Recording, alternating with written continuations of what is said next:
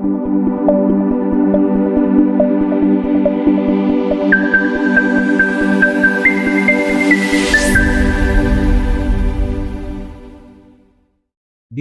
dari CNN Indonesia, mantan Kapolri tahun 2001 Dai Bahtiar mengatakan pertemuan rombongan jenderal dengan Kapolri Listio Sigit Prabowo kali ini untuk menunjukkan keprihatinan jajaran purnawirawan Polri akan rentetan peristiwa yang sedang dihadapi Korps Bayangkara.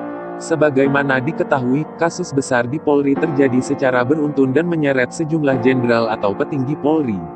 Beberapa di antaranya adalah kasus pembunuhan berencana yang dilakukan oleh ex-Kadif Propam Polri Verdi Sambo. Tak berselang lama, kasus yang melibatkan polisi dan membuat 135 orang meninggal dunia di Stadion Kanjuruhan, Malang, membuat beberapa polisi dicopot dari jabatannya. Salah satu perwira tinggi yang dicopot di kasus itu adalah Kapolri Jawa Timur Niko Afinta. Tak berhenti sampai di situ, mantan Kapolda Sumatera Barat Teddy Minahasa terlibat kasus jual beli narkoba. Kasus itu terkuak saat Teddy yang berpangkat Irjen itu akan dilantik sebagai Kapolda Jawa Timur. Selain itu, pertemuan tersebut juga diadakan untuk memberikan dorongan moral agar anggota Polri tetap dapat semangat dan bertindak rasional. Terlepas dari kejadian tersebut, berikut sejarah singkat berdirinya Kepolisian Republik Indonesia. Pada zaman Kerajaan Majapahit, Patih Gajah Mada membentuk pasukan pengamanan yang disebut dengan Bayangkara yang bertugas melindungi raja dan kerajaan.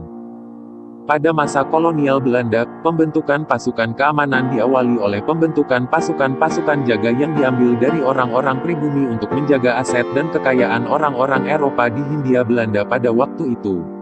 Pada tahun 1867 sejumlah warga Eropa di Semarang merekrut 78 orang pribumi untuk menjaga keamanan mereka. Wewenang operasional kepolisian ada pada residen yang dibantu asisten residen. Politi dipertanggungjawabkan pada Procurer General, Jaksa Agung. Pada masa Hindia Belanda terdapat bermacam-macam bentuk kepolisian, seperti Veldpoliti, polisi lapangan, Stanspoliti, polisi kota, Culturpoliti, polisi pertanian, Bestuepoliti, polisi pamong praja, dan lain-lain. Sejalan dengan administrasi negara waktu itu, pada kepolisian juga diterapkan pembedaan jabatan bagi bangsa Belanda dan pribumi. Pada dasarnya pribumi tidak diperkenankan menjabat Hoedagen, Bintara, Inspektur Van Politi, dan Komisaris Van Politi. Untuk pribumi selama menjadi agen polisi diciptakan jabatan seperti Mantri Polisi, Asisten Wedana, dan Wedana Polisi. Kepolisian modern Hindia Belanda yang dibentuk antara tahun-tahun 1897 sampai tahun 1920 adalah merupakan cikal bakal dari terbentuknya Kepolisian Negara Republik Indonesia saat ini. Pada masa ini Jepang membagi wilayah Kepolisian Indonesia menjadi Kepolisian Jawa dan Madura yang berpusat di Jakarta, Kepolisian Sumatera yang berpusat di Bukit Tinggi, Kepolisian Wilayah Indonesia Timur berpusat di Makassar dan Kepolisian Kalimantan yang berpusat di Banjarmasin. Tiap-tiap kantor polisi di daerah meskipun dikepalai oleh seorang pejabat kepolisian bangsa Indonesia, tapi selalu didampingi oleh pejabat Jepang yang disebut Shidokaan yang dalam praktik lebih berkuasa dari kepala polisi. Tidak lama setelah Jepang menyerah tanpa syarat kepada sekutu, pemerintah militer Jepang membubarkan Peta dan Gyugun, sedangkan polisi tetap bertugas termasuk waktu Soekarno-Hatta memproklamasikan kemerdekaan Indonesia pada tanggal 17 Agustus tahun 1945. Secara resmi kepolisian menjadi Kepolisian Indonesia yang Merdeka. Inspektur kelas 1, Letnan 1, Polisi Muhammad Yasin, Komandan Polisi di Surabaya. Pada tanggal 21 Agustus tahun 1945 memproklamasikan pasukan polisi Republik Indonesia sebagai langkah awal yang dilakukan selain mengadakan pembersihan dan pelucutan senjata terhadap tentara Jepang yang kalah perang, juga membangkitkan semangat moral dan patriotik seluruh rakyat maupun satuan-satuan bersenjata yang sedang dilanda depresi dan kekalahan perang yang panjang. Sebelumnya pada tanggal 19 Agustus tahun 1945 dibentuk Badan Kepolisian Negara, BKN, oleh Panitia Persiapan Kemerdekaan Indonesia, PPKI. Pada tanggal 29 September tahun 1945 Presiden Soekarno melantik R.S.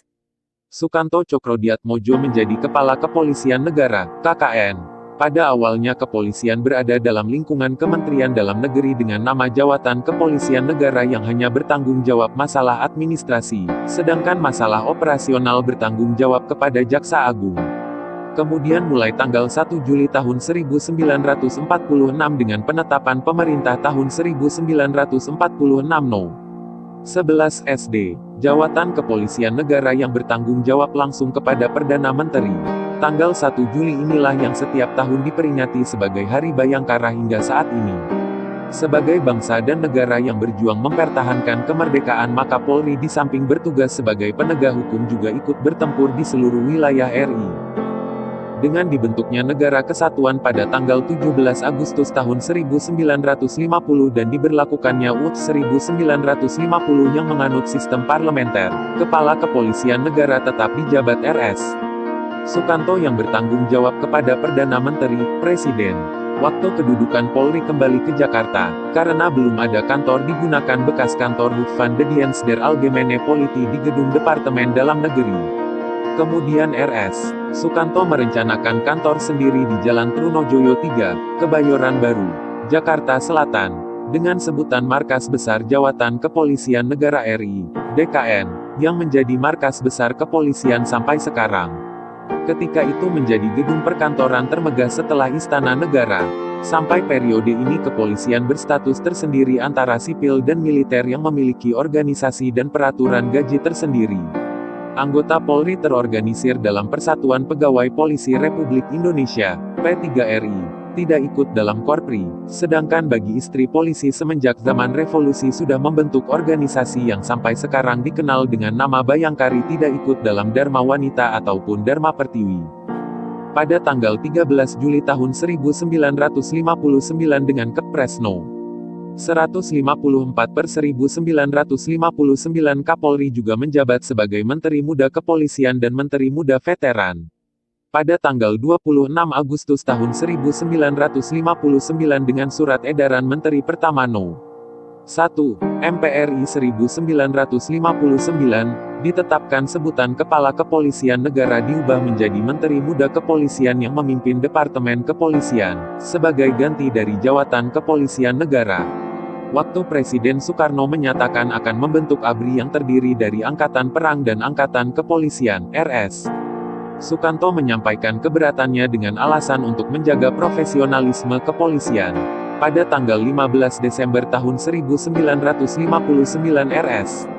Sukanto mengundurkan diri setelah menjabat Kapolri, Menteri Muda Kepolisian, sehingga berakhirlah karir Bapak Kepolisian RI tersebut sejak tanggal 29 September tahun 1945 hingga tanggal 15 Desember tahun 1959.